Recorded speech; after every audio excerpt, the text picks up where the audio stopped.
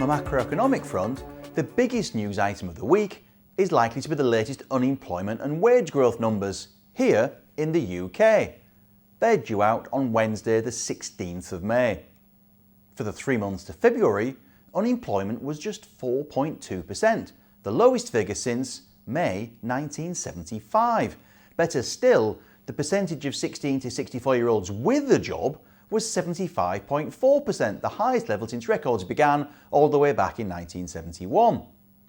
As the unemployment rate has crept lower, economists have been expecting wage growth to go higher. But this hasn't really happened yet, and to be honest, no one really quite knows why.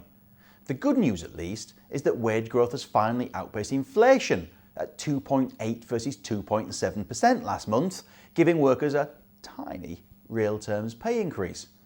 Let's see what happens to pay this month with two further issues in mind. First, the Bank of England is watching pay inflation like a hawk. Too much too fast, and the Monetary Policy Committee could start to jack up interest rates to cool things down. After all, we've had just one interest rate increase since 2007.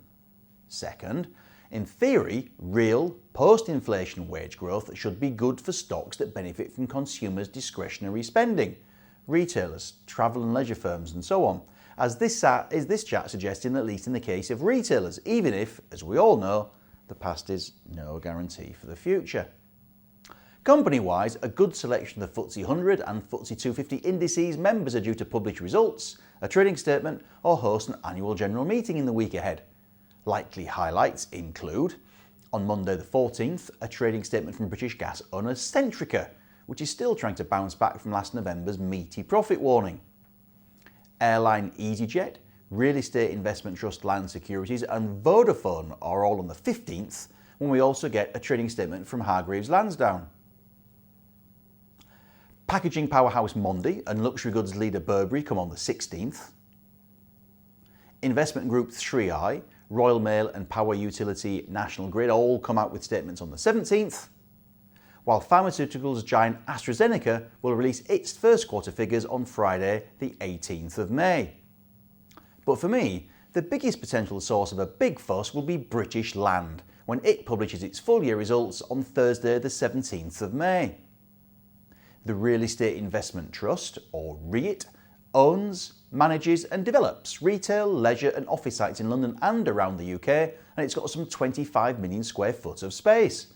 Key properties include Sheffield's Meadowhall shopping centre, Broadgate in the City of London, Drake Circus in Plymouth and Edinburgh's Fort Kinnaird Leisure and Retail Park. Although the shares still lie well below the highs of nearly £9 that they reached in mid-2015, they have forged a bit of a recovery over the last 12 months, possibly helped by the admittedly failed bids for the FTSE 250 REITs Intu from Hammerson and then Hammerson itself from Francis Clepierre. Ongoing market concerns include the impact of Brexit on the UK economy and the attack on bricks and mortar retailers from online rivals, so this update is a timely one. The first numbers to watch are the occupancy rate and the average lease length.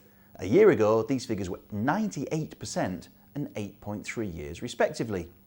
Besides that, look out for comments on leasing activity in terms of square footage and how the rents compare to the levels at which net asset value, or NAV, was previously calculated.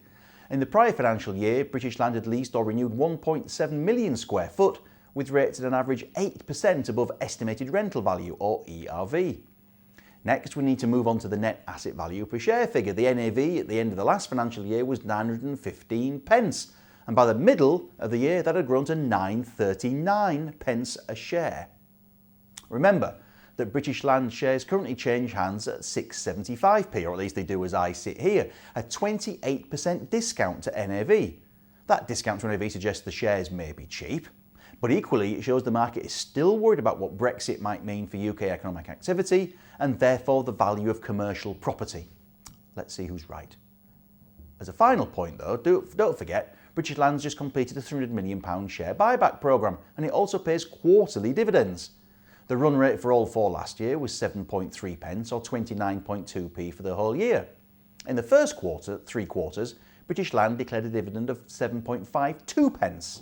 A fourth of those would make for just over 30 pence a share for the whole year, and a dividend yield of 4.4% as I sit here.